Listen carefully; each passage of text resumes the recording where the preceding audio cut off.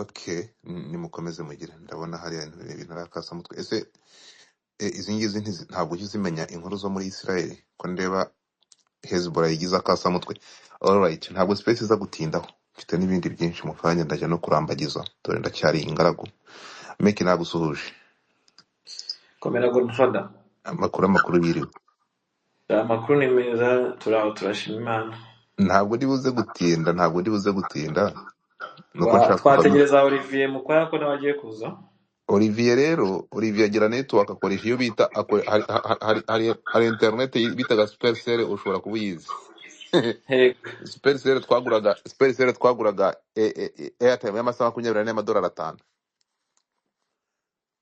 Amadolari 5 muri Supercell wakoreshaga 24 hours ugahamagara koko.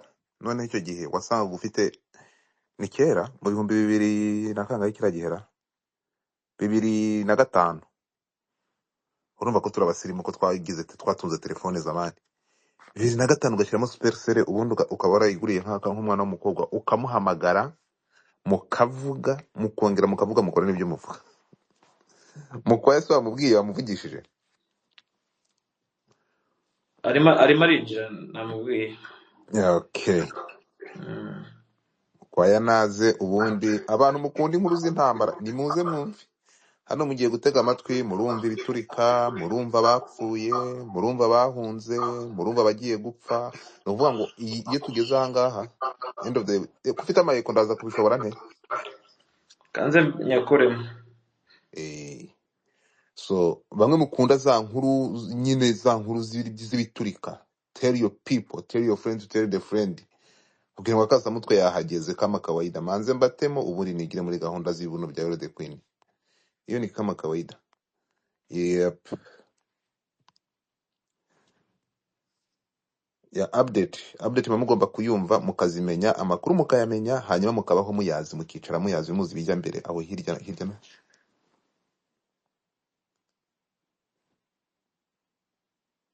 nahageze ko ntari kukubona. Wiriwe Mukwaya, ko ntakubona urihe mwuka cwamwe. Sa nkuri questinga make ko sinkubona. Niba iyi account rero nayigize ya business, nta muntu numwe nyifollowingaho keretse uwampaye ikiraka cyo kwamamaza, niwe followinga kugira ngo nanamugire. Bura nujye kwitegereza urasanga nyifiteho umuntu umwe. Mukwaya keretse ne waje muri indi zina, ariko ntabwo nkubona Olivier.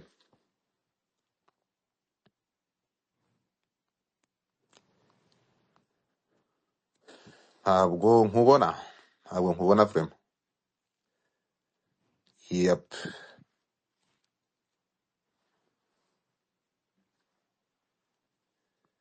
Olivier Mukwaya.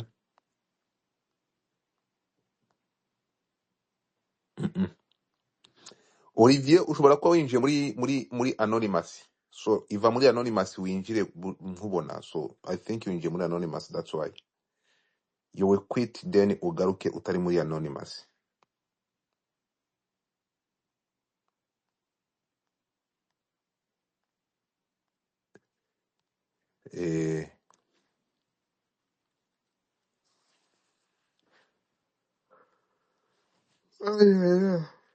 Okay, ntureba ubu ngubu rero ndakubonye. Wari winjiriye muri anonymous cyangwa ntabwo wari wakahageze?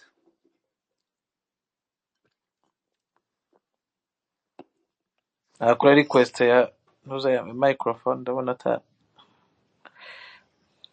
nayimuhaye. Okay. Noneho ari ukuntu bawambaye, ari njya nimagine ari ukuntu ufite ntuza bawambaye akajire nawe umeze nk'umusoda. Urumva irajire wambaye mbabona nawe umeze nk'umusirikare. Niyo ndi kuvugana nawe mbabona umeze nk'umuntu mbabona uyicigatiye. Noneho Olivier nkamubona ari kumwe n'abarinda. Ete nimagine ameze nkawe. Iyo n'abahostinze Olivier mubona we kubona nk'uri ku gikopo, Olivier nkamubona nk'umuntu uri mu Olivier wiriwe? Buriho God. Amakuru Meza cyane. Audience zigaye banyishyuza, nzigaye mufite ntuza, basigaye bafitiye urukundo ruto rw'inkumi. Mujye mugira mwitaba abantu. Mwitaba abantu iminsi myinshi. Igihe dusabira badukurikirane kuri Bwiza uko ibyinshi buri munsi amakuru tuba turi gutanga update zitandukanye. I know. kandi wowe ni rimwe mu cyumweru urumva bakeneye kumenya ngo everyday bimeze bite bajya kuri Bwiza TV no kuri Bwiza.com turabyandika biriho na Wiza.com ya none se uko ubizi urabona ikintu niyo mpamvu bamwaje naha ikintu mugomba kumenya dufite societe abanyafurika ntibasoma nicyo cya mbere kubwira umuntu ngo najye gusoma inkuru agenda yicara asome kandi umugore ari kumuhamagara ibi ngibi ntibishoboka dufite urubyiruko rw'abanebwe badasoma icyo ni kimwe ariko bitavuze ko mutazandika kuko biramwandika nibyo bigumaho igihe kirekire bikanagumaho n'inkuru idasaza tugaruke kuri ntuza rero kuri YouTube kuri Bwiza nibyo barabikurikirana urumva ariko wibuke ko abenshi nk'amadiaspora urumva ngewe aribo bananashaka kugira ngo bamenye bagire update usanga benshi bafitemo harimo amapublicity urumva harimo amapublicity ku buryo ikiganiro ajya kukirangiza urumva yiyushya kuya adashobora kucyumva ari mu modoka cyane atwaye ari no cyangwa ari mu kazi kuva na telefone ntibikunda ariyo mpamvu ubona rero space zabereye uburyohe ntutegereze ngo urukundo bankunda ntabwo bankunda gukatsindwa n'Imana ahubwo ahangaha baraza bagatega amatwi bagashyiramo ekutere bakazishyira mu mifuka ubundi bakumva koko urumva aya mapodcast niyo mpamvu ubona ushobora gukora space wendemo nk'abantu 60 nk'uko nguko kajya kugera nimugoroba yamaze kurebwa n'ibihumbi 5 ugiye kureba niziba zirebwa n'ibihumbi 10 cyangwa 20 zawe nawe zireba cyane my friend ngiye mfite zarebwe n'ibihumbi 100 urarenze ariko ndavuga bazirebye apana ntabwo turi kuvuga views ayo ni vice bagiye bazumva baziteza amatwi bakazumva so anyway ntabwo tuza gutinda ndabizi mufite gahunda nyinshi nubwo as long as space iyo iri recorded ngewe nta kibazo mafite iyo space iri recorded amoke abantu baba bari buze kuyumva nyuma kuko ugiye kureba abantu baza kuri account kuza kureba space recorded nibo benshi so reka nongere basuhuze ntitwakubita tubangura se reka basuhuze mwiriwe mute mumeze mute aya makuru y'icyumweru yaranze iki cyumweru munyemerere ntituyatware mu karere mu biyaga bigari ahubwo tuyambutse umupaka tuyatware kwa Kirombo gusa yego turahita kwa Kirombo cyangwa turahita muri Kongo ubu ngubu ahubwo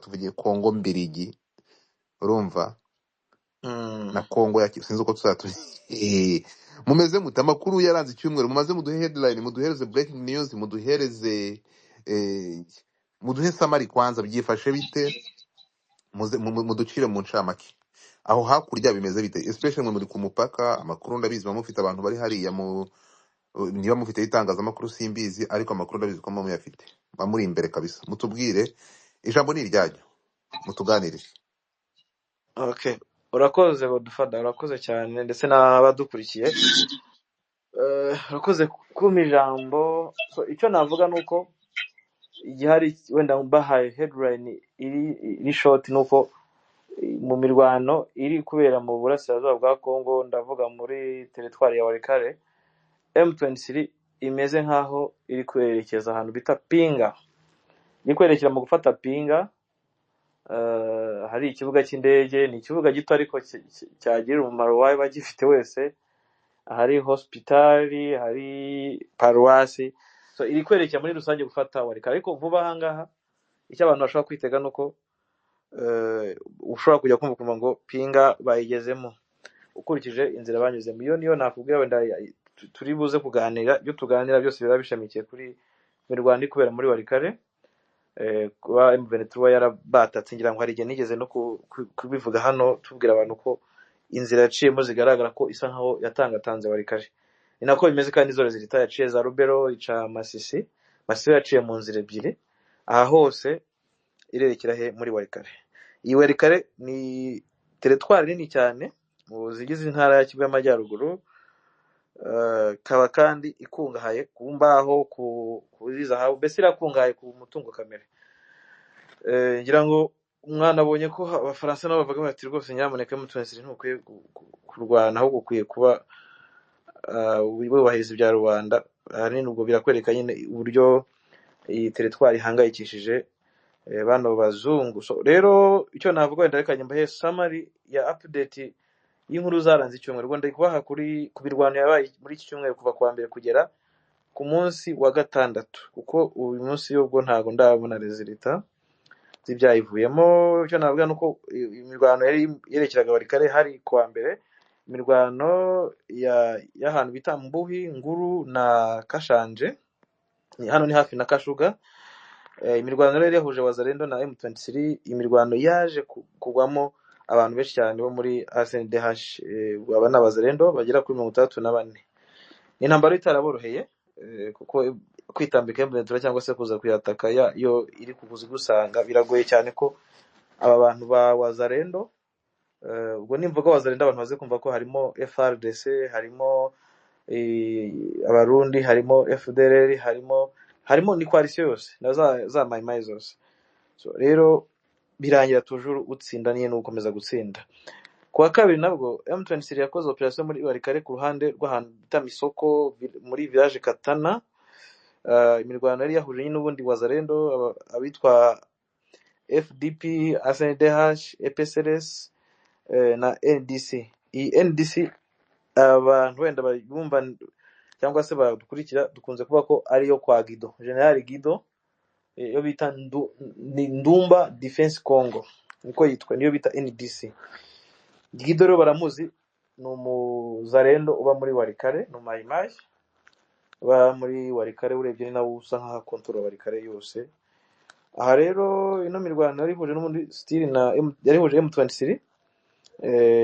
Aha kandi imirwano yaje kuvamo gufatwa kwa Ronga na Bihango, Mumo. Imirwano rero M23 ikaba yaragize gute, yarakubise abagera kuri 45 bakayigwamo, hanyuma 21 bafatwa amatekwa. Muri abo kandi harimo n'abofisi 6 bapfuye. So imirwano rero yari yatangiriye muri localité ya Kisimba nayo murabizi ko byavuzwe ko M23 yifashe Kisimba, Karonge kuri uyu munsi nyine. Hanyuma ababitwa ba nyine Abazalendo bose ni coalition yabo yose, byaje kurangira nyine Karonge igeze gute ifashwe na M23. Ubwo narindi hari kuwa kabiri, tugiye kuwa gatatu nabwo M23 yakoze operation hano bita Kalumu na Ruhanga, aha ni muri Masisi. Imirwano nanone yaberekahira. Aha rero habaye operation zikaze cyane, n'imirwano itavanaho ari yindi nivuta kuvute cyangwa se gupigana nyine macu kwa macu, barebana nyine tubarwana, umwe ya advancinga undi yukanga.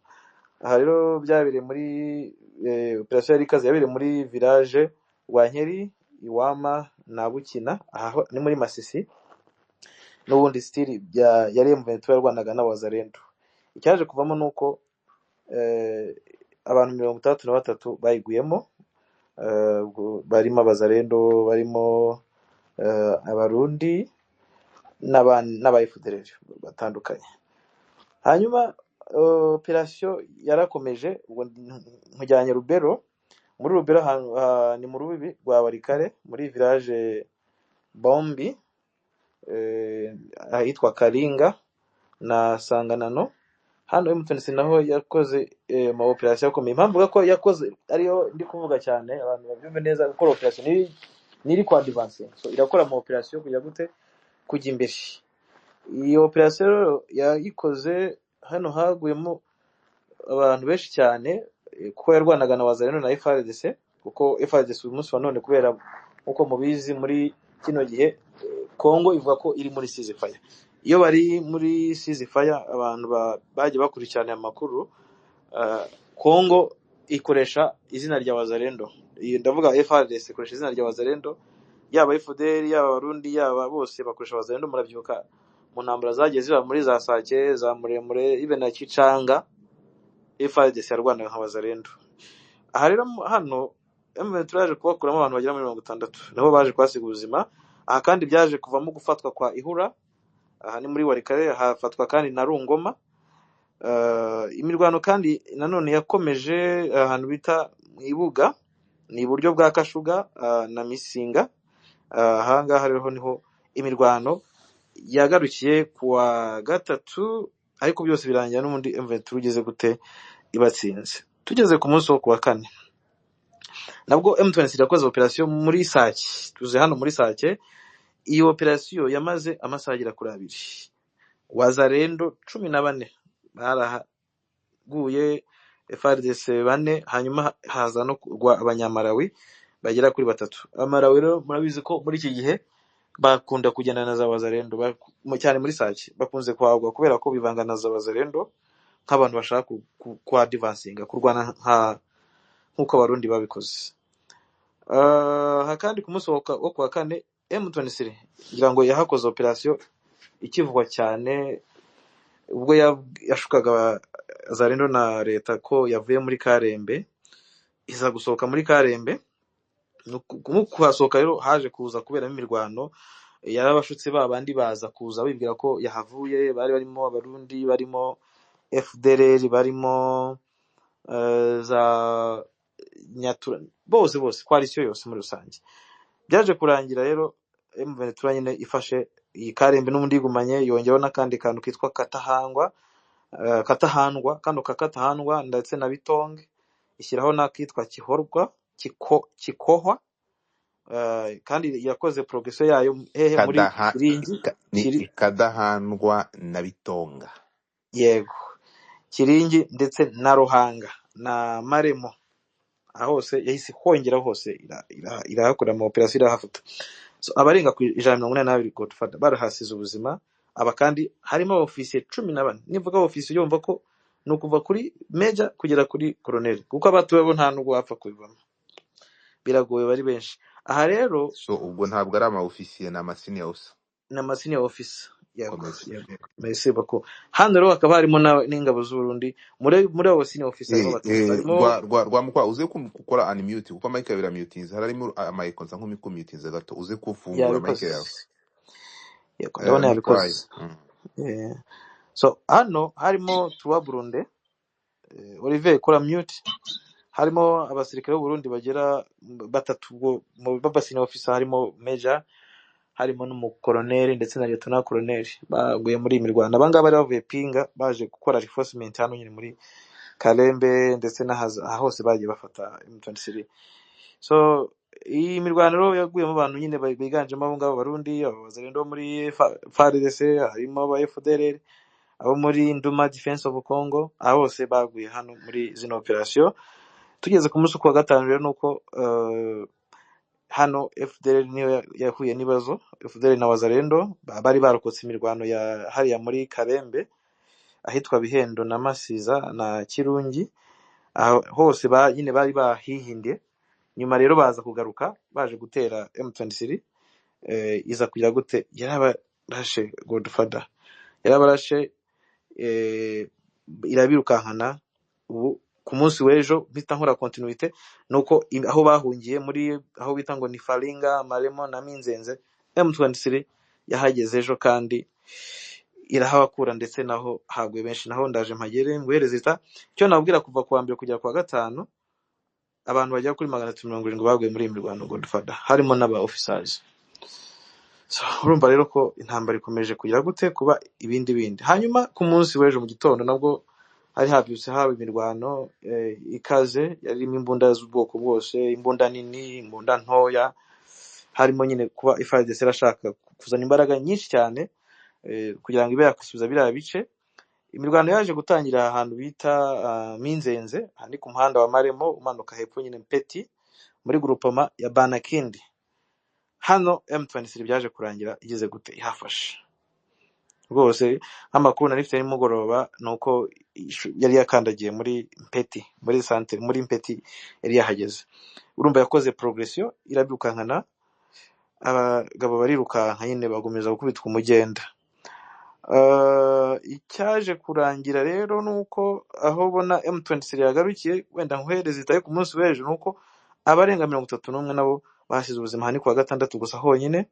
Birangira rero tugize gute ifashe Minzenze na hariya nabakubwiye. Ikindi cyabayeho nuko M23 haniri nuko ubona ko ikoza intuza ibirenge kuri Pinga. hano rero muri iyi mirwano harimo n'umukoloneli umwe muri aba 30 n'abangaye, harimo n'umukoloneli umwe waguye hehe, waguye muri iyi mirwano. Kandi navuga ko M23 ahantu yarayigarukiye mu mirwano y'ejo, yagarukiye ahantu bita ahantu ibirometero 2 ugera ahantu bita Burayi. Burayi urahazi Godfather? Hari ibirometero 2 kugira ngo hagere. Iburayi ndahazi yani. Yego. Hano rero uyu mukoloneli waguye mu nabashe kumeza yitwa ngo Colonel Mbangambali Kihuo niko yitwa. Uyu rero yapfuye muri Minzenze, apfanye n'abasirikare bagera mu 17. Urumva nabarere kumwe nawe, ubwo bahita ushyiraho n'abandi navuze 20 baguye ahantu ku kiraro niho baguye. So rero wareba uburyo imirwano ku munsi w'ejo yari ihagaze, ukabona ko M23 iri muri metero 8 nibura 8 wegera pinga. Umuntu twaraye tudiscussinga tureba kuri map, wenda shobora gusharinga kuri iyi map nawe ukareba, nkagusharinga iyi map ikwereka ko ubwo umuntu hazi twavuganaga n'imugwa twari turi kumwe yambwiye ko n'ibirometero 8 bishobora kuba bitarimo ukurikije uko aho M23 iri nanuza na pinga. So bivuze rero ngo yaba uyu munsi yaba ejo yaba ku wa gatatu cyangwa undi munsi tuzumva M23 igeze iri muri pinga, tushobora no kwiyumva iyi weekend ishobora kurangira twumva ko ishobora kuba yageze muri ntuza muri Warikare kuri Sheferi. So muri rusange inkuru z'icyumweru z'imirwano ko twari turi mu mirwano nizo ngizo nagejeje kuba summary kugira ngo abantu babyumve. Hanyuma ikindi nababwira nuko ku munsi w'ejo nanone M23 yakoze operation muri Sake. Iyo operation ni operation nabako itangaje, yari mu majoro wari kumwe n'ama escort yagera kuri 3, yaje kujya kwihina ahantu mu ndaya mu bice bya Sake. M23 iza kuhakora operation. Mu kuhakora operation byaje kurangira majoro ndetse n'indaya batawe muri yombi na escort imwe, gusa ngo escort ebyiri zo zagiye gushaka ahantu icupa zirisanga boss wazaragiye, nazo zirabakurikira. Mu kubakurikira zimanika amaboko ziti ntabwo twasubirayo, tugiye batwisha natwe ni mudutware. Ako nagakuru gatangaje kabaye ejo muri Sake, ndumva ari ibyo. M23 kabiri ahantu bita Mera. Ubu ngubu ninjoro mu masaa 4 z'ijoro niko nari ndi gufata amakuru ngayo nguko rero ngo ndifata amakuru y'imirwano hari nayo ngayo. M23 ikomeje kujya gute kwigaragaza nk'ishaka kubohora Nord Kivu. Ubwo urumva igihe afata Warikare iraba imaze kugira gute gufata ahantu hanini cyane, kandi icyo abantu bakwiye kumenya nuko imaze kugera muri teritwari 5 n'ubundi muri ntara ya Kivu y'Amajyaruguru. Izo teritwari ni Nyiragongo, ni Rucuro, ni Masisi, ni Warikare ndetse na Rubero. Izose yagize gute yamaze kuzikandagiramo. Rucuro ikaba yarayifashe yose, hakaba Masisi nayo ubona ko iri hafi kugira gufatwa, kuko nubona ko iramutse igeze pinga ikayifata pinga igafatana ikajyana nanga Sheferi. Masisi abarimo bazikuramo ntago babona ko babakirimo ko basa nkaho bashyizwe n'ubundi hagati. Ngayo nguko murakoze cyane. Urakoze cyane Meki. Ndagusubiza inyuma gatoya, ahangaha zabitonga, ahangaha zabweramana kuri hano Iminova aho bimeze bite? Mukwaya take network uzamuke. Amakuru nari mfite nuko mu minsi yashize hari abantu babikanga babona ko M23 ishobora kuba igiye bitonga, abazi bitonga ntabwo ifite yose, ifite igice kuko yigeze gusa nkaho ifata yose, isa nk'ikora ka withdraw, isa nkaho basa nkaho bayigabana na coalition. Kimwe nabwira amana buriya ntago bayifite centre, bo bari mu misozi. Rero ubona ko amakuru afite nuko M23 ishobora kuba ishaka gufata ahantu bita Kitembe sinzi niba ndigeze kubabwira ko tweze kubikoraho report ko haba FRDC yakoraga irasa ibisasu ibirasa muri za Bweramana, ibirasa hejuru za Ndumba, so yagiye irasa ibisasu byinshi. Rero hari amakuru avuga ko M23 ishobora kuba iri kwerekeza Kitembe, kandi nigera Kitembe ntago nabona ko Minova yabikirimo, nta nubwo mbona ko iyi ntuza iyi bweramana yaba ifite umutekano, uko yaba ifite uburyo bwo kujya gute kuharasa impande zose, na Bitonga kandi bivuga ko ishobora kwikuramo. So gusa mu bigaragara urabona ko iki gihe intambara iri muri Warikare, ariko na hano muri icyo byerekeza Sud ubona ko hari ikintu gishobora kuza isaha n'isaha. Ayo niyo makuru ahari Godfather. ikigaragara cyangwa uko utubwiye ibice bafashe biragaragara ko M23 gahunda yayo niyo gufata intara yose ya Nord Kivu, Cyane rwose, kuko cyane baragera ahantu hose ku mupaka. Ugiye kureba za Ngungu zarafashwe niyo ntibeshye, ni kwambwira ushize. Ngungu yarafashwe, Uvuye za Ngungu Ngungu baragiye yafashwe kera. bafungira ahantu bita Ruzirantaka. Ugeze ku mupaka wa Sud Kivu hano ugiye kugera ahantu bita Inumbi. Baraza bageze hano za Bitonga, hano za Bweramana, barafunga ntibinjira ku mupaka wa Sud Kivu, binjiye muri Minova, kuko Iminova ni muri Sud Kivu, by the way, ku bantu batabizi. Minova iri muri Sud Kivu, ntabwo iri muri Nord Kivu. Barafunga. Ni ukuvuga ngo bo ntabwo bashaka kurenga umupaka nani, ntabwo bashaka kwinjira muri Sud Kivu.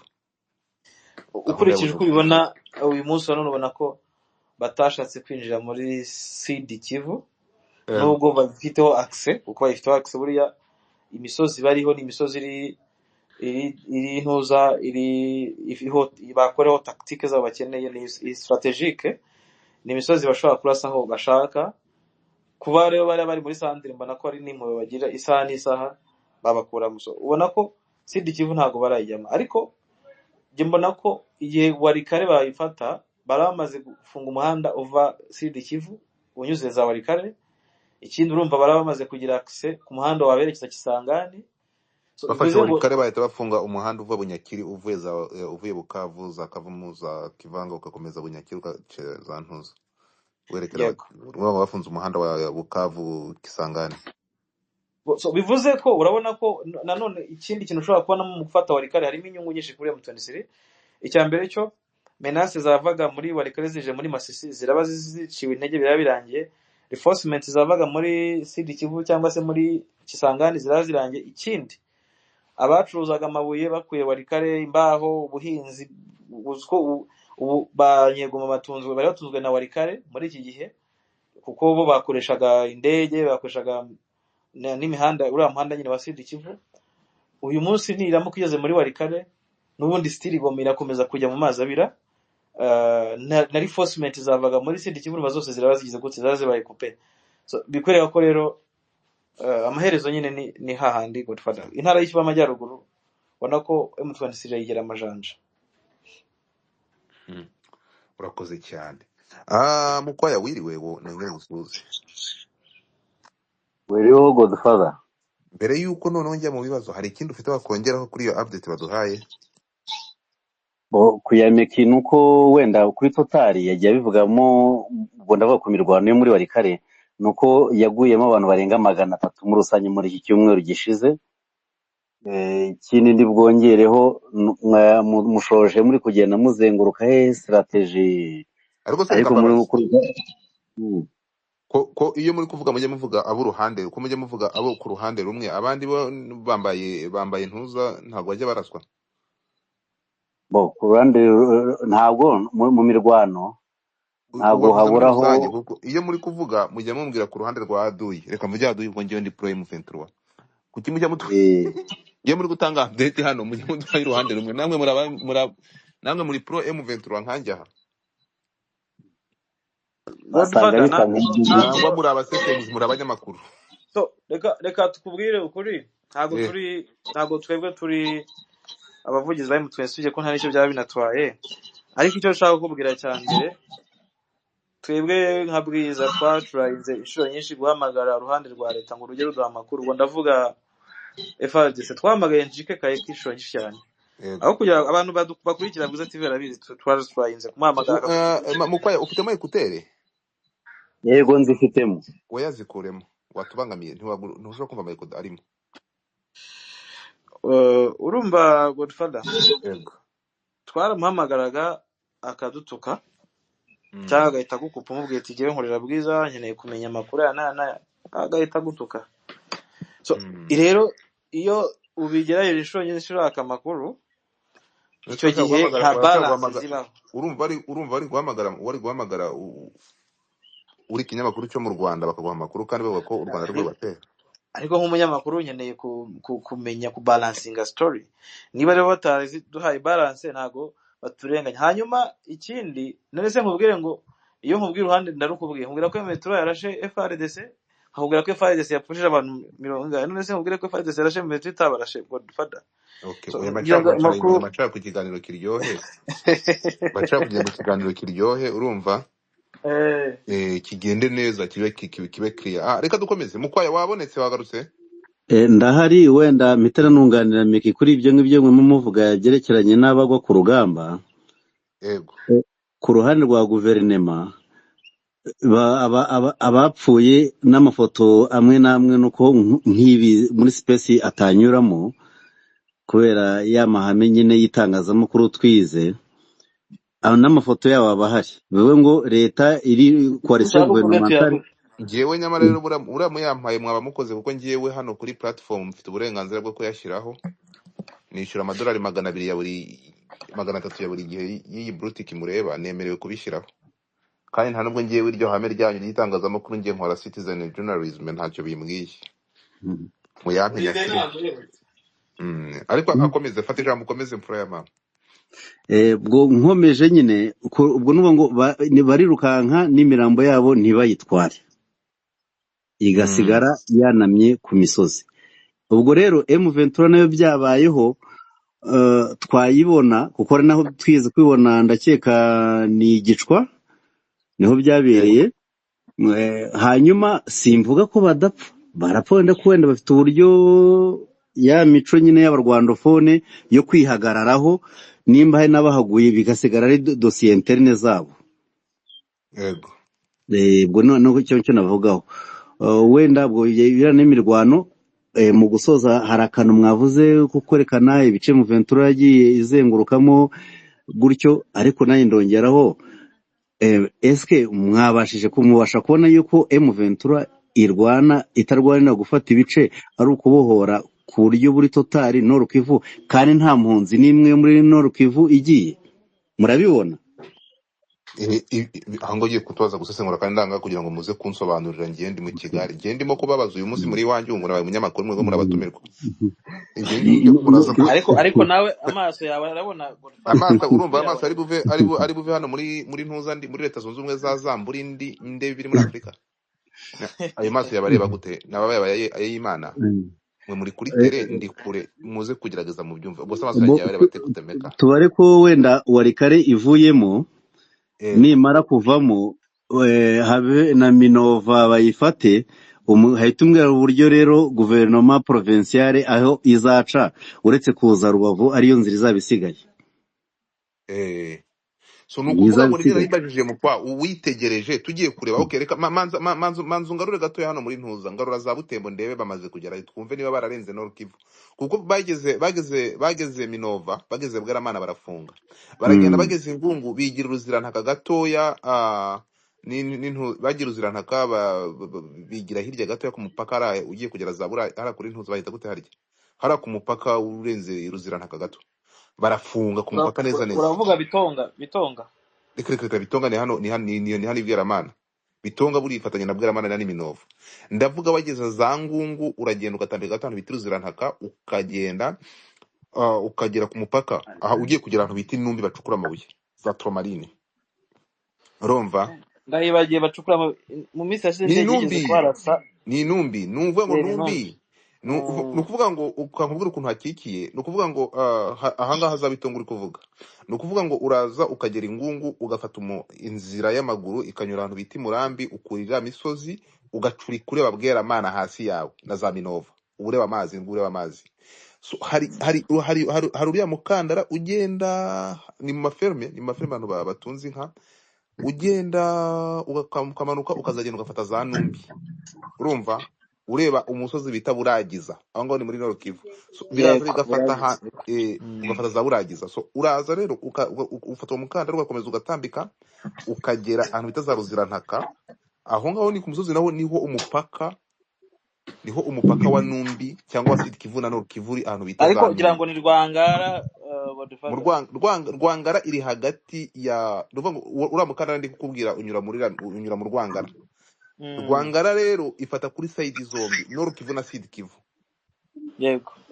Uhafata hombi, ufata muri Nord Kivu na Sud Kivu. Urabona nka kura mu byahi hari ku ruhande rwa Kongo n'u Rwanda. Sinzi n'ubizi.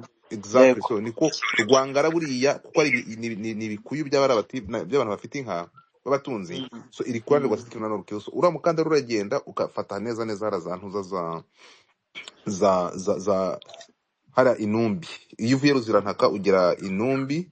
So wurira hari umusozi wurira mbere y'uko urira umusozi uhita ahantu hari akagezi mbere yo kuzamuka uriya musozi uba ukiri muri Nord Kivu. So uhita wambuka ako kagezi ugahita winjira muri Sud Kivu ukinjira muri Numbi kuko Numbi iri muri Sud Kivu.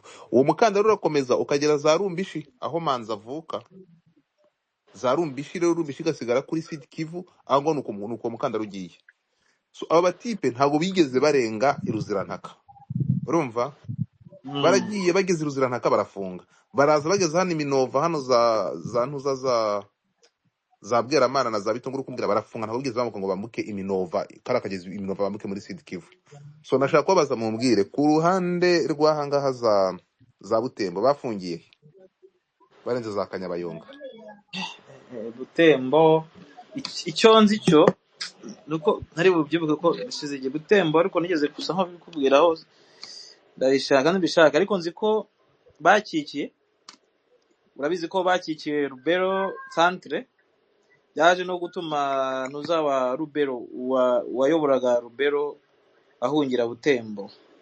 So byavuga ko bakikiye basa nkaberekera za Ituri Butembo igasa nkaho isigaramo hagati. Ndaje ndebe wenda Olivier nakomeze ndebe ko mbibona kambishake. Alright, twakomeje Olivier. ariko amakuru mperukane uko bari bagarukiye biti Kirumba. Kirumba baraharenze. Kirumba ho namwe bashyizeho ubuyobozi Kirumba baraharenze. Cenze mbirebe mwakomeza. Ariko mperuka bakikira hari uburyo bagiye bakikiramo Butembo bigire mu nzira z'icyaro bazengurukamo ntago bashatse kwinjira muri Butembo centre.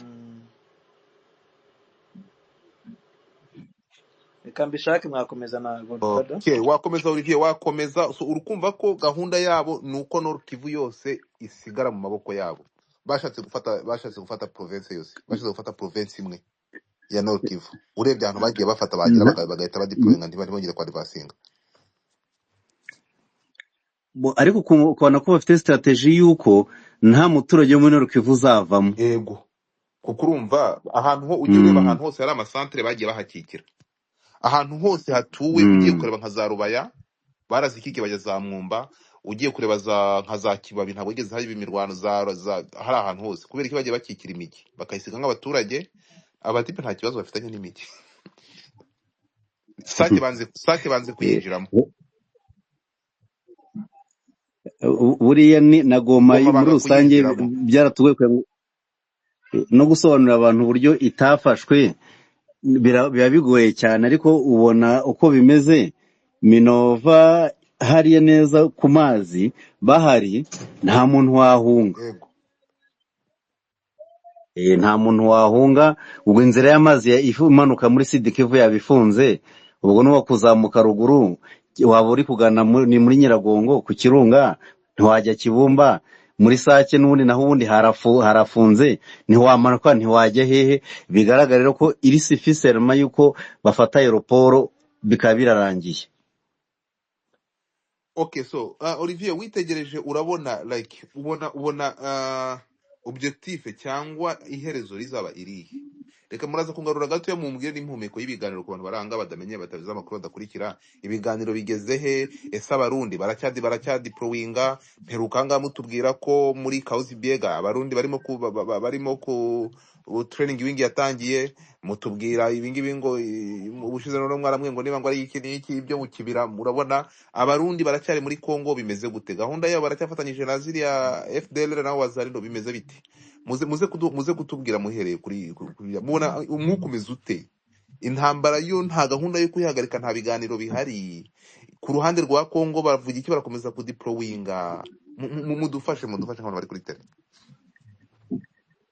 wenda Meki araza kudufasha ajya muri detaye nyinshi, ngewe azi ko ndasa ku ntego cyane nk'umusirikare. Ndabanza mvuge ku bintu birebana na Kibira. No muri iki cyumweru handi makuru yavuzweho ngo Meki arayadutunganyiriza, ahubwo ngaruke nk'uko ruvuze ngo update ku biganiro. Eske uranabaza ngo imirwano ese niyo iza abantu baza barwana, nta biganiro bizigera bibaho? Aho ngaho rero ndanagusubiza nitonze cyane rwose. Iyi ntambara numaje kwibona irimo politike ku rwego rwo hejuru, ku buryo ibiganiro bizabaho, ariko ishusho ngiye bimpereza mu mboni zanjye, mbona nta biganiro bizigera bibaho, kubera yuko leta yarahakanye kwitazongera kuganira na M23. Kundi hano ukareba M23 eske yo wenda nubwo bivuga gutya ubona yo ibikeneye.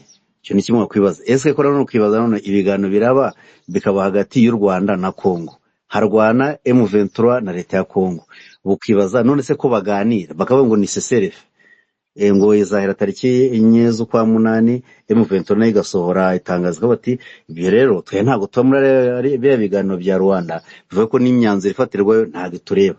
Muri makeya no iyo position ihari. Abantu bakurikirana hano space zo kwa Godfather nababwira ngo bajye bareba kuri intuza ibiganiro babifate nko kwa kundi ajya bahari ngo aya matungo abantu babana nayo mu rugo nk'ipusi nigera bakuri televiziyo ntimenye ibya cyangwa itanabyitayeho. Navuga nti abantu Rwanda bajye bahareba ariko ntibashyireho imitima yabo, kuko uyitayeho wababara cyane. Ni ukuvuga ngo ntagire ibintu byo muri ntuza tugiye mu biganiro bya Rwanda, ibyo ngibyo kubyitaho no guta umwanya. Waba uri gutakaza umwanya. Ibiganiro abantu bashobora kuzatakazaho umwanya ni umunsi bazavuga ngo hagiye kubaho ibiganiro imbona nkubone bya M23 yonyine na leta ya Kisekedi. Icyo gihe nibwo ushobora kuvuga ngo wenda hari ubwo abafite icyo bagiye kuganira naho kirimo. Aho yo ku Rwanda rugiye kuganira na Kongo bagana ku kintu kimwe tout simplement FDLR. Ndakeka n'imyanzuro mwagiye mubona nta muntu ugeze abona handitsemo M23 mu myanzuro yose bajya baganira. Icyo ni kimwe. Ikindi cya kabiri gatonya wenda nsoza nko kuri topic, kuko numvaga Meka ashaka kuvuga nawe abantu no mu mboni twagure cyane tunabirebe. Eske mu mboni murabona ko izina RDC nk'inyuguti 3 ririmo rigenda kandi ritazagaruka?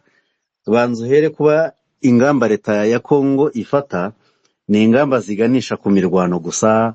Vuga ngo ejo ndi yarari muri Chopo ubwo ni Ikisangani yijeje abantu muri Kisangani ko ibibazo babona muri za Warikare ari ibibazo abafitiye ibisubizo, hari ingamba zidasanzwe zigiye gufatwa.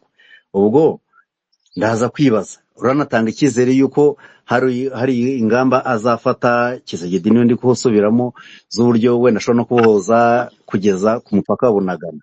Eske izo ngamba nimba bigaragara ko by'umwihariko FARDC ese neta y'urugamba yataye morale idashobora kurwana, bikaba bigaragara ko M23 igenda irwana ikabasha kugenda ifata ibice, mbese muri make aho ishaka hose irahafata, bikagaragara ko nubwo ubona abantu bayishinja kugenda gahoro ni ku bushake, kuko revolution igenda ni revolution gahoro gahoro, ntago ari nka byene byo mu 2012 mu mezi 3 bari bamaje kugera igoma. Ubwo rero uko ubona bigenda gutya gahoro gahoro ibice bigenda, leta ivuga ngo ntizicarana n'abari abantu ngo baganire, ahubwo rero nabo ni bakaze bagumize bagende babohoza ibindi bice birangire iyo RDC igiye. Ndakeka hari amavideo bashobora kuba mwabonye y'izindi nyeshyamba zo muri Katanga nazo zavuze yuko zishobora gutangira imirwano no mu minsi igiye kuza. Ubwo nongera nibyo numvije Auguste Kaboya ni SG wa IDPS yavuze ngo abantu bitegure ko Katumbi yubatse aeroport, kandi ngo no buryo kugira ngo azinjize inyeshyamba ziwe hano muri ntuza muri Katanga. Ubwo nibivuga yuko naho ubwaho hashobora kuvukamo harimo rebellion isanzwe ivugwa, ishobora kubamo ba John Numbi n'abakwa na famille ya muri kwa Muze Kabira, bivugwamo ko bashobora kuba ari byo kuba baribera kiriya gice. Urakoze cyane. Meki wabonetse? Yego ndahari. Go ahead. So nungane Olivier ku kintu cyo kuba Nord Kivu irimo igenda byo rwose sinzi iyo abantu batabibona, kuko ubona ko naho n'ibice bisigaye twari nk'iyi leta ya gisirikare iriho muri Nord Kivu nta gikora, irakorosinga gusa mu mujyi wa Goma gusa, agace gato ka Nyiragongo gusa, nta zindi activite zindi zishobora kuba, nta bikorwa by'abaturage bihari, nta activite nyine za leta mu ntara ya Kivu y'Amajyaruguru usibye umujyi wa Goma n'umujyi wa Butembo. Umunsi mushobora kuvuga ko bafite izo activite, ariko nabwo nuvuga ngo nta muturage kugeza uyu munsi mu gihe imirwano imaze, nta muturage wavuga ngo azi leta cyangwa azi aho ubuyobozi buri. Ibi rero birakwereka ko intara ya Kivu y'Amajyaruguru rwose M23 irimo ifata. Hanyuma ku bya Rwanda nge ntago Olivier yavuze ngo ntago intambara izarangira ibiganiro bitabaye, siko mbibona. Ko nta ntambara ibaho ngo ibiganiro byo kutaho, toujours ibiganiro biraba, bishobora kutagira icyo bijya ariko bizaba, kandi imwe mu myanzuro iva muri ibyo biganiro rimwe igira gute igikoreshwa iyo nyuma y'ibyo biganiro. Twafata ingero nk'ibyabaye ku badede mu Burundi, ushobora gufata urugero n'iyo Arusha muri Tanzania, u Rwanda na FPR iganira na leta ya Habyarimana uko byagenze, n'ubundi hajeho guverinoma y'ubumwe. Ibyari muri ya mishyikirano bimwe byanashyizwe mu bikorwa. Hari intambara zidashobora gupfa kuba ngo hareke kuba ibiganiro gusa. Ibiganiro bishobora kubaho bimeze nk'umukino w'ikarita uri gukinwa, hari abandi bari inyuma bari gufana, abafite bwana seti barimo bagumya kuyizengurutsa gusa tu, bo badashaka kuvuga ngo tuyikine. Murabizi ko umukino urangira iyo bwana seti byamaze kugera hasi ku kibuga. Rero abayifite bo bazi icyerekezo cyaho umukino uri muragana. Ibiganiro bizaba ariko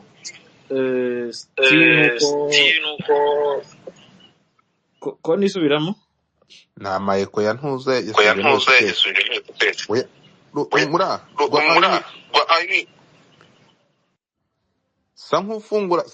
sankuvanamo ekutere.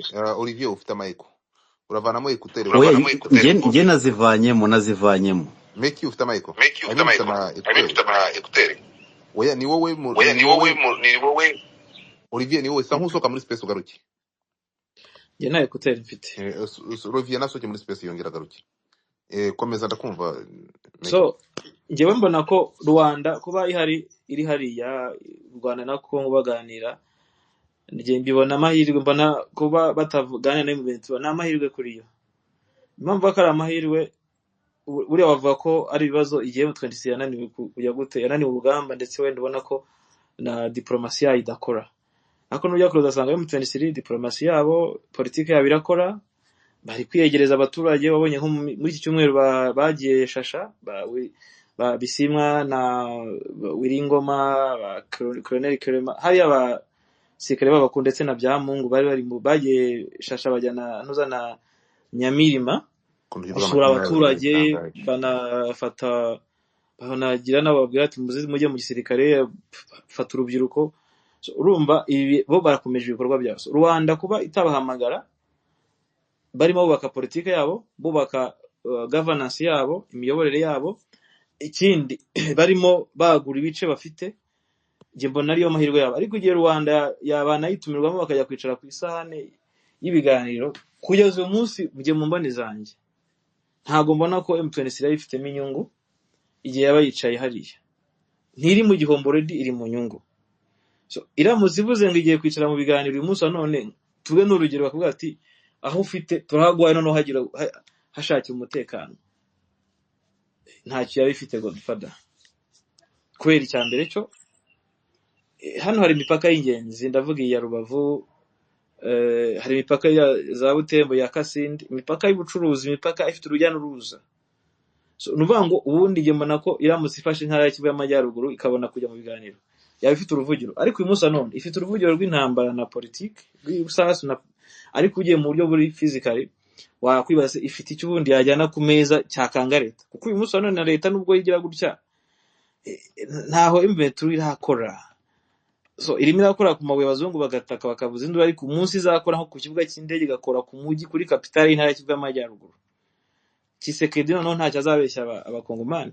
Kuko uyu munsi bakubwira ko umuntu uri Kinshasa kumubwira ngo muri East harimo intambara, ariko indege ikigwa ku kibuga cy'indege cya Goma, Butembo barimo basapurayinga bajyana hirya no hino, umupaka wa Kasindi, umupaka ukomeye cyane, icyambu cyabo kiri muri activity. Umundandi uri Kinshasa ntabwo azakubwira ko muri Est hari intambara.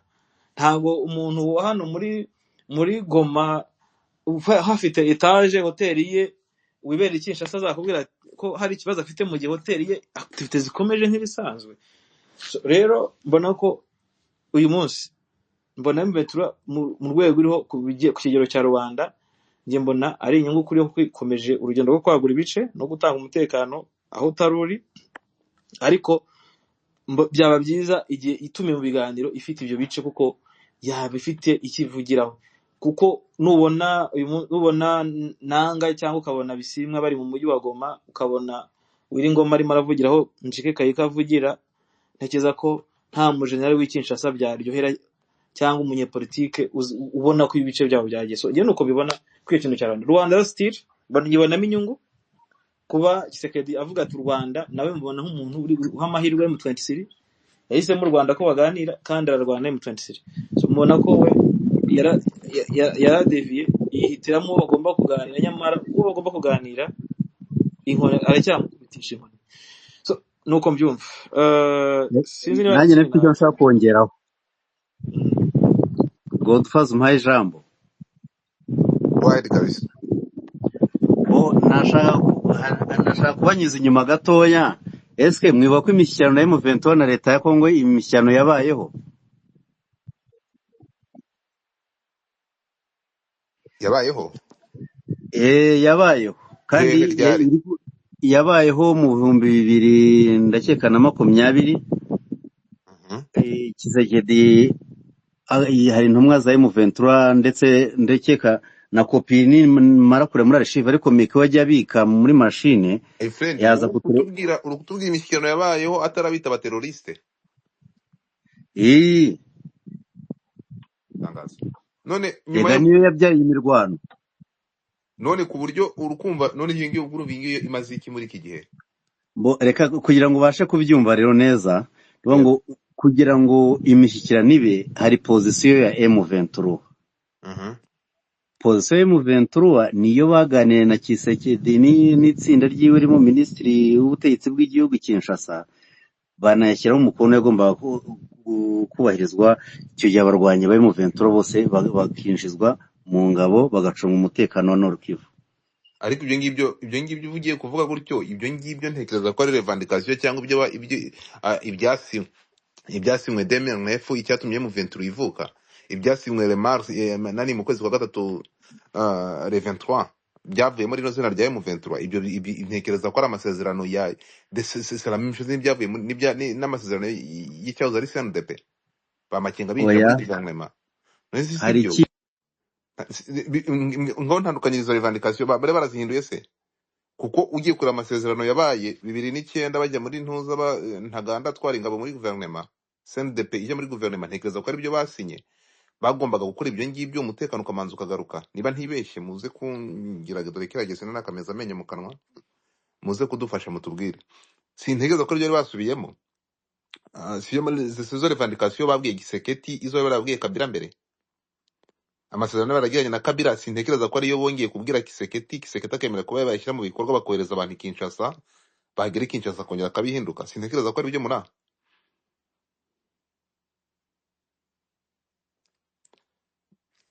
uranyumva Meki?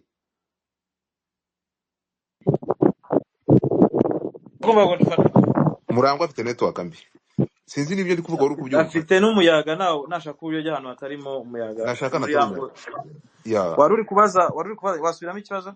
Navugaga nti yaravuze ngo nani M23 ngo ifite amasezerano yagiranye na Tshisekedi mbere yuko abahinduka intambara ikaba, ariko ndamubwira nti ari amasezerano bajyanye Kinshasa Tshisekedi akimara kuba president, ibyo bari basezeranye na mbere yuko aba president. Ntekereza ko M23 nta bishya yari yazanye uretse ibyo yarwaniraga ibya M23 2013. Ntabwo ntekereza ko aba bagabo bigeze bahindura revendication. Nta nubwo nyabona nk'amasezerano, ahubwo n'amasezerano koze nimwe byari discussion bakoraga hanini zigamije gushaka solution. Ariko izi solution akenshi urebye neza n'icyo banapfuye Tshisekedi yiherezagaho harimo ngo no kubashuka babwira ngo bazaze baze kuba sinzi ikigo cya gisirikare bagomba kubamo bitwe ingabo ze. Urabona Kabila asa nkaho afite abasirikare bari fonde na papa we ndetse nawe ubwe mu gisirikare cye. Icyo gihe Tshisekedi ngo yatinyaga imbaraga za Kabila, yatinyaga ko Kabila ashobora kuzagaruka akaba yagira gute, akaba yagarukana n'imbaraga zo kurumva nk'umuntu ufite igisirikare, afite abanyepolitike bakomeye. So, biza rero kunanirana babona ko Tshisekedi ibyo akora arakura yishyira bo nta nyungu ifite ngo umuntu wanabagiye inama n'intuza ni Colonel ntuza Red Castro nababwiye ati ibintu Tshisekedi arimo kutubwira ntabwo ari byo, kuko ngo hari naho yababwiye ati mwebwe mugiye kuzakora nimumara kuza hano muri ikigo cya Kamina ndakeka muzasa nk'abakora kudeta.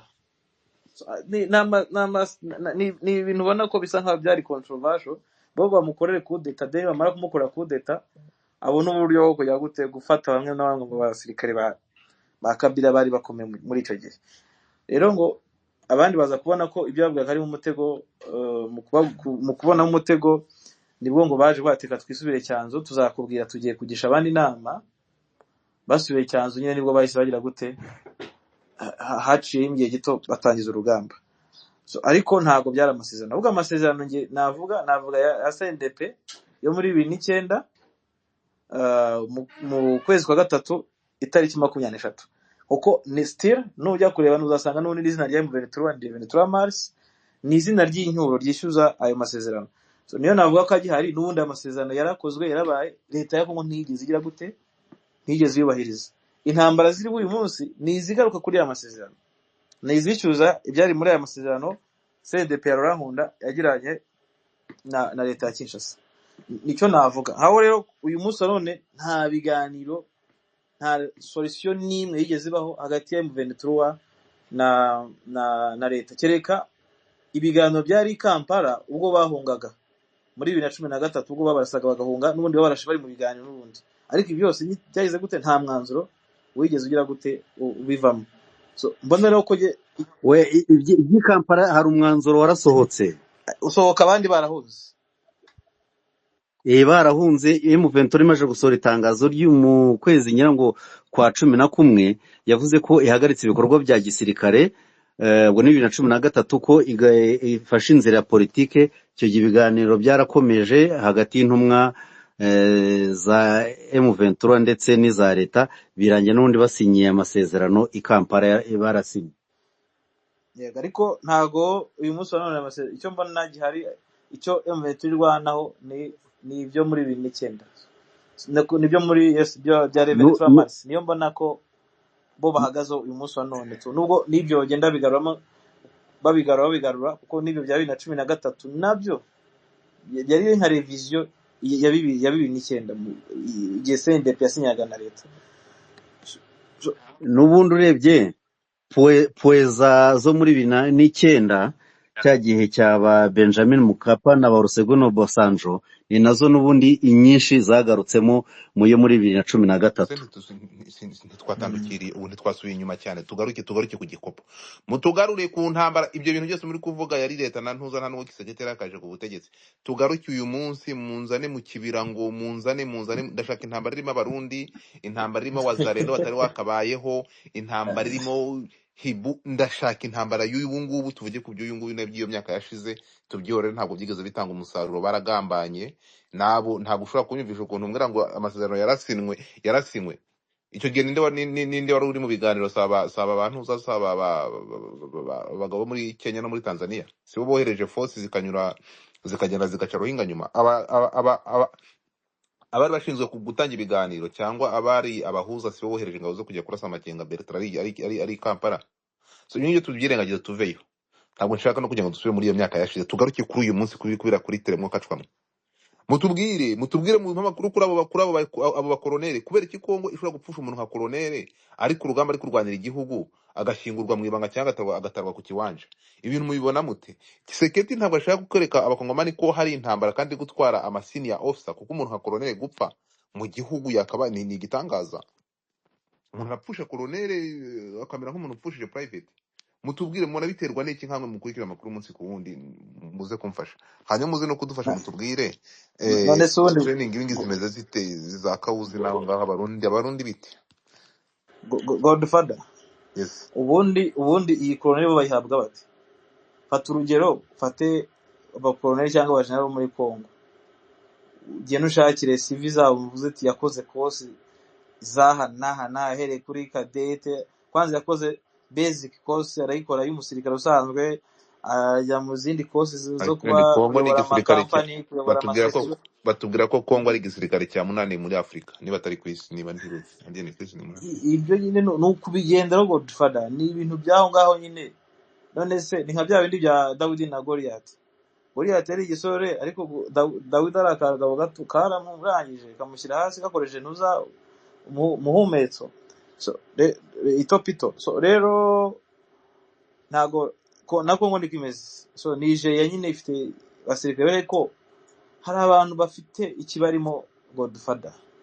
Nawe tekereza igisirikare cyawe, nibyo nahoze mbaza Olivier mu kiganiro twakoze ejo, njya nibaza ukuntu koloneli ya advancinga akajya imbere mu murongo w'urugamba.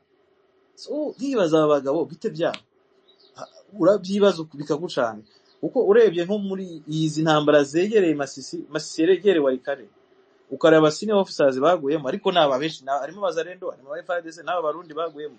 Shaka kwibaza aba bantu ubundi bize igisirikare, ko ngenda umusivili abangabo, ngiye nkaba numva mbaye ndi koloneli ntajya njya nko mu birometero nka bingahe mu gihe urugamba ruri imbere yanjye.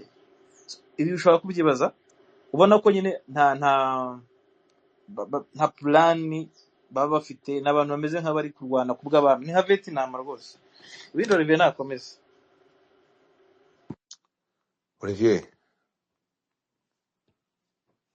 Olivier afite network mbi cyane. Olivier afite network mbi, ntabwo arimo kutwumva nk'ubu, ntabwo arimo kunyumva Olivier. ngenda kumva ariko ko tukubaza kuvuga, uratwumva wowe?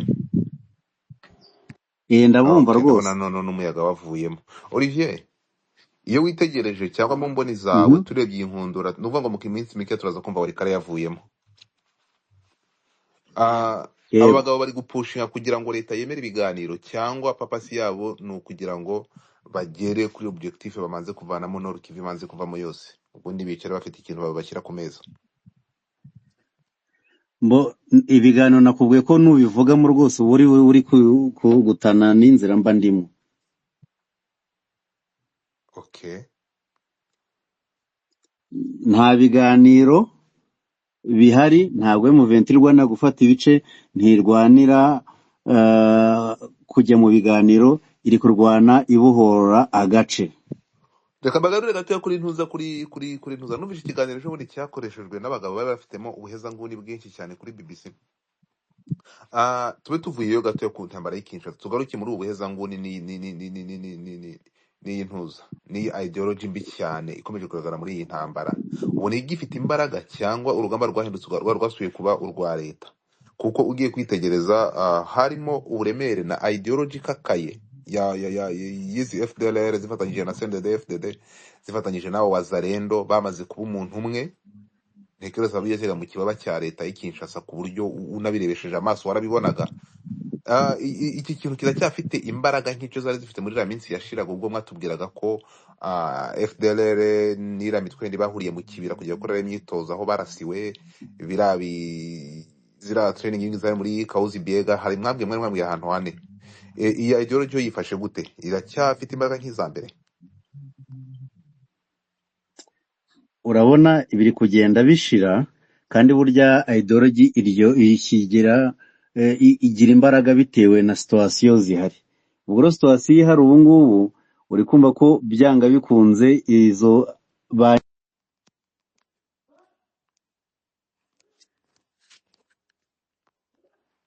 Miki uri kumwumva ara wowe? Yaba ari njyewe gusa utari kumwumva? Ntabwo ndi kumwumva rwose Olivier, na kosore ntuza yiwe ikibazo. ariko nge ndi kubumva neza. Twe ntitukumva urimo uracika. Okay, nandi kuvuga ngo burya ideology umuntu agira aho ayikorera,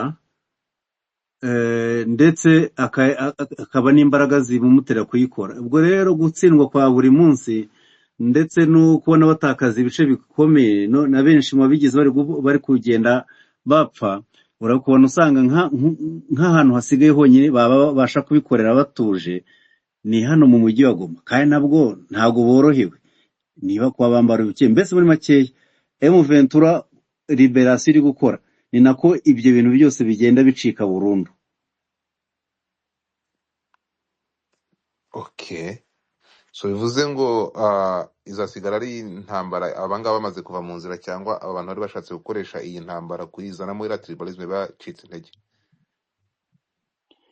Bacitse intege, kandi ubona ko M23 no kubikemura nimba ifashe nka za Rubaya naho za Ngungu yagiye ifata abasore baho benshi baho zarabazarendo irabazana nabo bagenda bahamagara bakoresha n'imiryango yabo bakabazanamo ku buryo ngubu bisa n'ibigoranye kubumvisha ko intambara yahindurwa y'ubwoko, kuko nicyo kintu cya mbere bashaka kugaragaza, bashaka gukangurira abahutu muri Masisi yuko ngo urabona bariya n'abatutsi bo mu Rwanda baraje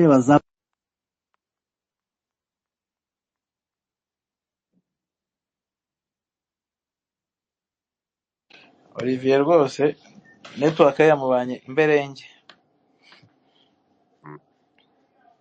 Nta kundi. Ariko icyo yavuga kuri ideology no kubona ko nunareba neza ikintu gihari muri izi ntambara, hari abantu gutsindwa kw'aba bantu bagendera kuri ideology mbi itarimo ibintu byo kubaka umuntu cyangwa kubaka ubumwe. Umuntu akumva ko agomba kurwanya ubwoko runaka, kwica abantu runaka, mu by'ukuri nta zindi nyungu zirimo, ari ideology gusa ikintu wamize. Aho rero ntushobora gutsinda, kubera ko uko byagenda kose umunyakuri ararwana agatsinda. Nubwo ukuri gushobora gutinda, abantu bagahangayika bagahunga bakamara imyaka 20 n'ingahe mu buhungiro, abandi bagapfa, ariko byanga byakunda ukuri kuzatsinda. So none areba ni musa none ushobora kwibaza impamvu. Fata urugero nko mu Rwanda, tujya hakurya muri Kongo, FDLR imaze imyaka 30 muri Kongo, yagerageje kenshi kuza gutera u Rwanda ikura ubutegetsi.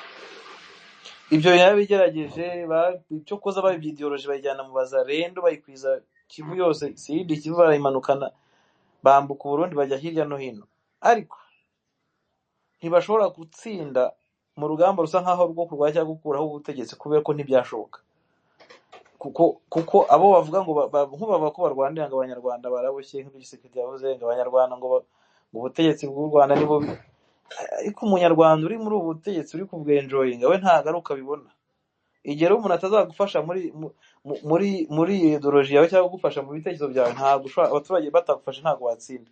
So uyu munsi rero gutsinda kwa M23 biraturuka kuri base bakoze, cyangwa se uburyo bibatsemo, bakikuramo ikintu bavuga ngo uyu ni umututsi, uyu ni umuhutu, uyu ni iki n'iki, ni umundandi, uyu ni umuhunde.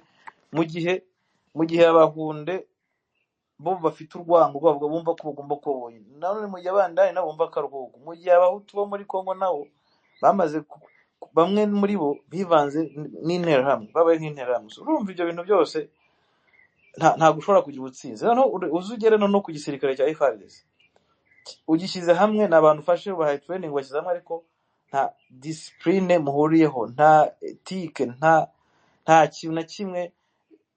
Abantu bubakiye kuri ruswa, bubakiye kuri ku moko, abantu bubakiye nta musimamo n'umwe uhari. Aho rero nuhura n'umuntu wababaye uvuga ati jewe nkeneye kubaho gusa, kandi icyo nkeneye gusa ni amahoro, nta muntu nzahutaza, ntaki, uwo ngo azagutsinda, wowe uzatsindwa kubera ko wubakiye ku musenyi. So rero je nuko mbibona. Ejo bundi nagandi n'umukoloneli umwe wahoze muri FDLR, yahoze ashinzwe iperereza muri FDLR, arimo avuga ko ntuzayabo bari bafite kozi yabo ko ari urwanda bagafata ubutegetsi, bagakora ubutegetsi bwo mu Rwanda, ariko aramubwira ati twarayitakaje kubera ko aba bayobozi bamubwira ati bano ba Omega, ba Victor, bano ba General, bano bagakora bose ati n'ibisambo, amafaranga yose babonye yavuye Kinshasa bararya bo ubwabo bana ntibagize bityo bari bana amafaranga. Ati yarambwiye ko umunsi bamufata FARDC imufatiye Matanda imuzana mu mujyi wa Goma, icyo gihe ngo igasaba amafaranga kugira ngo bamuhore. Urumva yari yashinzwe yari umukuru w'iperereza. Ubwo ubumve uburyo abantu baba bameze. Umukuru w'iperereza ni umuntu ukomeye ku buryo kumubura ubwabyo ni ikintu gikomeye. Byaje kurangira wa mugabo Colonel Bora bamwohereje mu Rwanda, ubakora muri Reserve Force, niho akora muri RDF, sibyo? Ariko arakubwira ati ideology ubwayo ni iba umusingi, ariko nayo ubwayo igira ibintu bimwe na bimwe bishobora gutuma ikomera, ishobora no kugira ubutsinzi, kuko intsinzi ntishobora gupfa kwizana gutyo.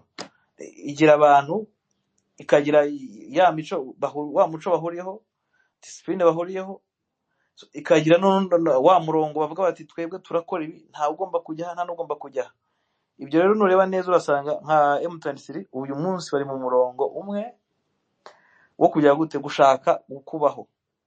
So nabo nta plan B bafite, kuko uyu munsi none M23 iramutse itsinzwe buri wese atekereza ko ishobora kujya he. Bazasubira muri Uganda no mu Rwanda. Icyo abantu bakitekerezaho nta plan B. Uyu munsi u Rwanda na Uganda bari muri bahora ku gitutu cya conspiracy za DRC kubera aba bantu rwagiye rwakira nk'impunzi, cyangwa se kubera isano bafitanye. Utekereza ko izi ntambara igihe kuri inshuro urebye neza, utekereza ko umuntu uri wo muri M23 yaba Afande Makenga, yaba aba General Nkunda, yaba n'abandi bose tuzi, bose bakwifuza kuvuga ngo basubire mu buhungiro cyangwa ngo bazarwana kugeza ku munota wa nyuma? So nge mbona ko ideology ishobora gutuma utsindwa cyangwa igatuma utsinda, gusa nawe ukagira uruhare mu kugira gute, mu kugira ibyubakira, ariko byose bigira gute bikujyana kuba umuntu ufite icyerekezo n'umurongo muzima. Murakoze. urakoze cyane. Reka nkugarure gatoya kuri ntuza kuri nubwo tugiye gusubira inyuma gatoya, iherezo rya za training yindi byaje kurangira bite? Amakuru hari nuko iyo mu kibira yo aba yarimutse, gusa sindabasha kumenya space neza bimukiyemo, nyuma yuko bahuye n'ibibazo bigera inshuro ebyiri Ibibazo cyangwa baraswa urupfu mu gihe nyuma yuko basubiye n'urupfu, renda reka mvuge gutyo, rwasuye bamwe muri bo mu kibira bakasiga ubuzima, abandi bagakomereka. Byabaye inshuro ebyiri, ibibazo bitarenze mu gihe cy'ukwezi, ntabwo byarenze ukwezi. So bamwe baracyarwaye, baracyari mu bitaro, abandi barokotse babashe kuvayo. So biravuga ko rero bayimuye izo ntarakurikira neza niba zigikora ni za zindi zo muri Fizi no muri Bunyakiri, ariko Kauzi Biega, yes. Wenda nk'ejo kwa mbere shobora kuba namenye ngo ndufata kumenya ngo biracyakora, ariko nka FDL yo muri Shove ba Omega no muri Steve bacyari muri kiriya gice. Hano muri Shove ubwo ni muri Nyiragongo naho bakiri, gusa witwa Victor Ibyiringiro bivuga ko nyuma niba babonye ahantu navuze yitwa ni Ruhango, ndakeka niho shobora kuba yari afite ntuza ibirindiro. Bitura nyuma yo kubafata bivuga ko nawe ari guhunga, bamuhunganye mu ngobyi, barimo bamuhungana mu ngobyi. Uramuzi Victor Ibyiringiro General ubwo bita Rumuri? turashiraho ntawe nzi kuki bamuhungana mu ngobyi, nta maguru agira. Niwe perezida wa FDL ngarwara mu mavi, bizwe rwara mu mavi, nararwaye, ni umurwayi, barashaje arwaye. Rero nyuma yuko M23 iri kugenda ifata ibice, bari guhunga nyine nawe bari kumuhungana bamutwara mu ngobyi Godfather. Yego. All right, wagarutse Olivier?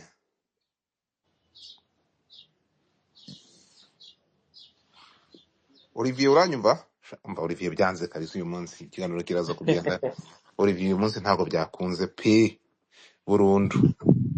ndahari ariko none se ko tukuvugisha ntuvuge, network azawa watugoye kabisa. wari wamyutinze. Oya ndarengana. Ubu urahari? ubu ndahari rwose.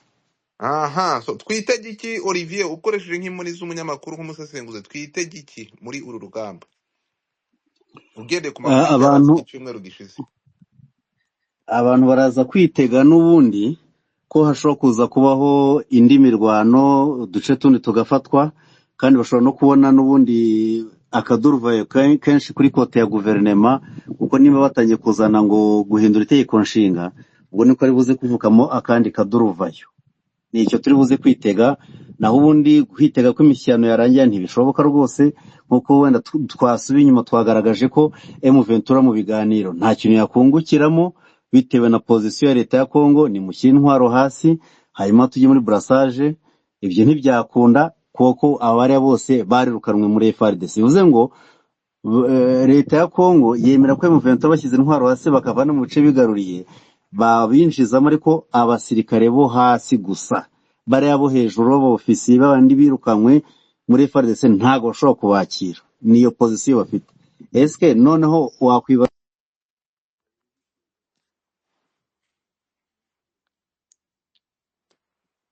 ikewe Beki ndabona Olivier byamucanze. Olivier byanze, kandi noneho ari kuza ari kudukubita ikintu bita ubwinokariso ariko biri kwanga. Byanze, ariko nyine uko yarabikubwiye harimo abasirikare bano bose bano bakuru bo muri M23 barimo ba Bodwe, ba Makenga, nibaze iyo liste, ariko ntabwo nzana, ariko niba nkifite y'abasirikare Olivier bajya afite muri mirongo. amakuru. Olivier hari liste n'urwandiko rwongo mbona rwanditse ngo na n'intuza FDL, biragaragara ko ari za nyandiko bandikiye ntuza yari yazimpaye, bimwe bandikiye muri Angola, ura perezida wa Angola, ariko ndabona iri mu gifaransa. So Olivier byakunaniye kabisa, rero bakayakwagiye. ni imiyaga myinshi ndi guturuka mu kirunga cya Nyiragongo, ndi munsi yacyo. Wari ugeze ahantu uvuga ko leta y'Kinshasa iravuga ko niba baramutse habaye ibiganiro bakwakira abasirikare batoya ari amasinefuse cyangwa abayoboye M23 ntabwo bashobora kubakira. Niho wari ugeze, wakomeza. Hanyuma bo bavuga muko kugira ngo baganire nuko babanza kuva mu bice bigaruriye, yego, bagashyira intwaro hasi, hanyuma bakajyanwa mu kigo ahantu bashobora kugenda mbese urabizi Rumanga bo hakunze ko ikintu bita recyclage et brassage. Ubwo ni nko kujonjoramo, nko bakabanza bakabajonjoramo ngo abanyekongo bakaba kugira ngo babashe babasuzwe mu gisirikare, ariko ibyo byose bigakorwa ku basirikare batoya. Ngiyo pozisiyo ya leta. Hanyuma ubwo urumva M23 n'uwe ntiyabyemera, kandi none leta ntizigera ibasha M23, ntibishoboka. Nibyo wenda Meki yavuze nuko twaganiriye, nimba ariko ese niwe recordinga tukagira umugabo afite tubanyakasa mutwe kabisa. Ese Meki ntimukorana, wamwunganiye? Ntayo makuru ntayo afite, mukomerezeho. Nubwo n'abanyafite ariko sinabwo nkuko yakwiye kuyavuga. Nagerageza. Yagerageza arabikoraho iki? Ku cyumweru abantu bari benshi bari gukoresha internet. Internet yamubanye imberenge kabisa. So ntekereza ko rero update z'iki cyumweru zari izo, tugarutse muri ako karere cyangwa tugarutse mu biri kubera mu burasirazuba bwa Kongo.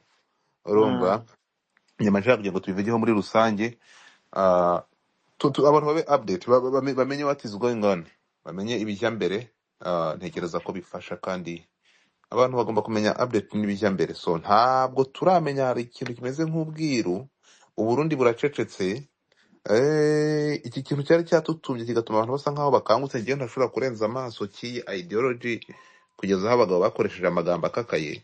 Hari ukuntu mujye muvuga ko ibintu Kiseketa bikora abizi, Meki abikora abizi, afite izindi nyungu, ariko uyu mugabo nawe yifitemo ideology cyane, kuko according bitewe n'umubano afitanye n'uyu mugabo w'i Burundi, wareba ukuntu FDLR abafata nk'abana mu rugo. Uyu mugabo arakasa mutwe, keretse niba maybe hari ibindi biri hejuru akaba bakoresha. Urumva dukoreshwa nande nini Kiseketi akoresha FDLR n'uyu mugabo w'i Burundi, kuko uyu mutipe w'i Burundi na FDLR uruhande rwabo bararugaragaje, bajya kure, bazanamo icyampire hima. Ni ibintu mwarebye mwabonesheje amaso. So ngiye biramvanga rero, biranshanga nkayoberwa icyo gufata n'icyo ndeka. ku ruhande gusa rumwe ubona mukanya ko yego ugiye utagiye kubona ko FDL ifite imizi muri ubutegetsi bwa Kongo muri Kinshasa. aha Ibitekerezo ni bimwe kuko gucreatinga wazalendo ukanaha ijambo ukayita reserve force, urabizi ko wazalendo yabaye created by FDL yego bose. Ibyo ni igihamya n'ibyo navugaga umukoloneli yambwiye ko nka Jire Murumba ngo yamukuye mu mujyi wa Goma, sinzi ngo umugabo yari yambuye amujyana kumushinga CMC ubu ni rwanamo FDL. Izi za EPSRS buriya ngo Janvier Karayire afite isezerano ry'uko ariwe muntu ugomba gushorera FDL akayigeza i Kigali bakayicyura, niko Imana yamubwiye. So urumva izo ideology fata wazalendo kwanza zose uzifate ko ari FDL. Muri rusange muri Kongo ukunda iki kintu cya ideology gikomeye, n'iki kintu cya na FDL ideology igoye cyane kuzayirandura. Fata wazalendo uko uzizi godfather zingana, nuvuga ati imitwe yose iri muri DRC ukuremo M23 urasanga yose ari FDLR. So ukibaza rero, njya nibaza Rwanda ivuga FDLR bazayifata, bazayaka intwaro, bazayikura hehe? N'ubundi basanzwe bari kumwe nayo. Kongo ishatse yafata no FDLR kayaba, ariko se wazalendo umuturage utuye hariya watojwe na FDLR we bizagenda bite? Iyo ideology ko yavuye yanambutse ikajya mu Burundi bagiye guturayo, sibyo? Urumva ni ikibazo stili, haracyari ikibazo cy'ibintu by'ingega bitekerezo ibyo bavugaga byose bishyizemo. Urabyuka mu ntambara za Kicanga bitwa Mutayomba na Kido barimo bavuga ngo bana tutapiga mututsi tumuendelesha kwa Rwanda, bakumva ko ari umunyarwanda kandi bakaba ko abandi bazamuhereza i Bugande. So urumva stili ni ikibazo gikomeye cyane. Iyo ideology yabo rero ibarimo biragoye cyane, bisaba gusa urugendo rwo kwigisha no kwegera abantu. Governance nicyo kintu gikeneye. okay turacyafite urugendo. Wagarutse Olivier ikiganiro kirara. Olivier reka shwi so nagarutse ndakeka uri kunyumva neza. ndakumva, ariko nyine uyu munsi byakunaniye kabisa, network yakubanya kasa mutwe. Nuri igitungu ubu umeze neza? ngaho gerageza twumve. uri muvuga ngo urushaka ubwino. Yeah. Yeba chaka nuko agezweho. Wenda ubwino biba binadufasha kumva neza ibi bintu. Abantu bajya bafata M23 wenda bakayifata nk'abantu rebeli yivutse ejo bundi mu myaka ingahe. Buriya ubu ni continuité y'ikibazo kimaze imyaka ishobora kubigira muri 50 kitarakemuka. Ego.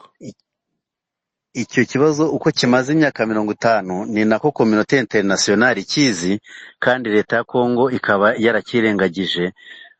Hakaba hari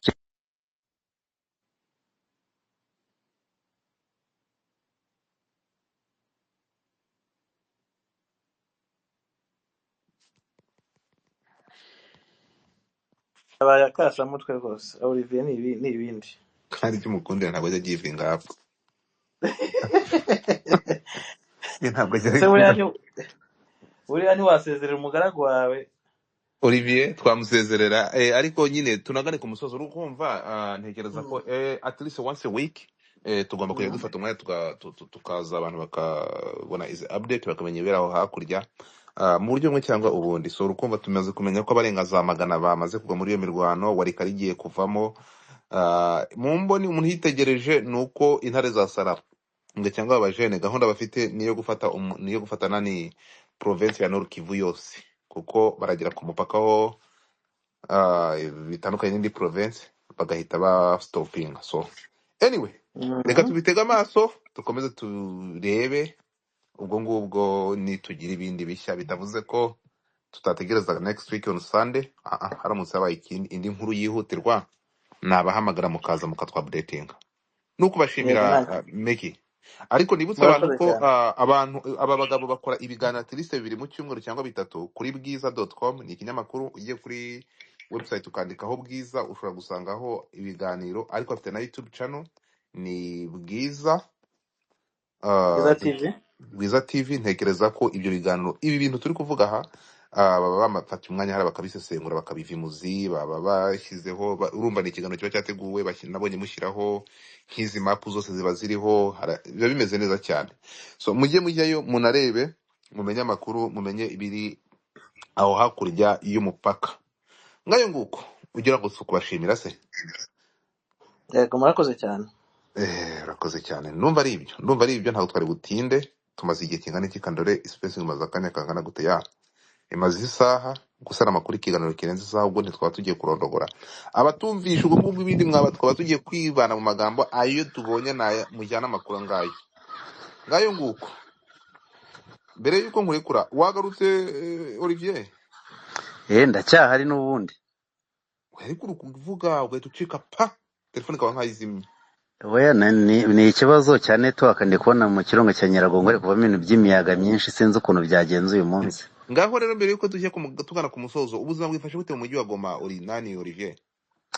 Ubuzima sinakubwira ngo bariho, wenda wakwibaza nimba abantu bariho, mbese muri make babaho uziza muri cyagihe cya Iraq, cya gihe cya Iraq muri za 2005 uko byabaga bimeze, none ko bimeze. Abakozi bo mu rugo bataye akazi ko guteka mu rugo, aragiye ashaka amadolari 20 akagura imbunda, akaba umuzarendo muri quartier, akiba akambura muri butike, wareba nabi bakarasana nimugoroba ngo barashe aba bantu baba bayishanjera urabazi, bacuza na mobile money, nibo bashakishwa cyane, hari nibo barashe nimugoroba.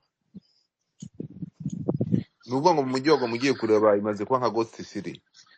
Nuvuga ngo nta buzima burimo. Kuri kaburimbo nta kibazo, harimo na patrouille z'abasirikare n'iki n'aba ba SADC bose ku mihanda baba, ariko mu makaritsiye mindani ntabwo ibintu biba bimeze neza rwose. Umuriro uri kugurumana, abo bantu bagenda bambura abantu mu tubari, mu mabutike. Yego. Ngayo nguko mu mujyi wa Sake ko ramaze kuba nk'umujyi wari umaze kuba umujyi mubi, ngo wari za mudahushwa zizakasa mutwe, bimeze bite? Ameze nahita nka Stalingrad. Nimba uzi Stalingrad uko bavuga uwo mujyi mu ntambara ya kabiri y'isi yose, Stalin ahanganye ndetse na Hitler, naho niko bimeze. Abantu barimwo, izo ngabo zose zipfundikiyemo, baracungana, urebye nabi baramwiba. Impamvu wumva wenda Mekindeke mu mapudeti yashyizemo abo bantu bo muri Malawi bafashwe ejo bundi. Alright, reka mbashimire Olivier, mwakoze cyane. Bishwe ntago bafashwe, barishwe Olivier.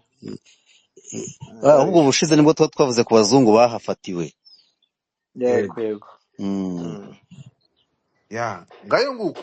Ibindi n'abandi bashaka kumenya byinshi, hano byagiye bicikagurika, reka nze ntange reference abantu mujye kuri Bwiza TV, abandi mugende musome ikinyamakuru cyabo ni kuri bwiza.com, sibyo ra? Mugende murebeho hanyuma muraza gushimira. Yego. Reka bashimire, mwakoze bavandi, mwakoze cyane. This was the update y'icyumweru, ubwo tuzagaruka mu cyumweru gitaha, cyangwa se nihaboneka ibyihuta tuzagaruka. Hanyuma bari muri kumbwira ngo Zambia cyangwa muri Mozambique ntabwo tuza kubivugaho. Murakoze cyane, reka bashimire. Namwe murakoze.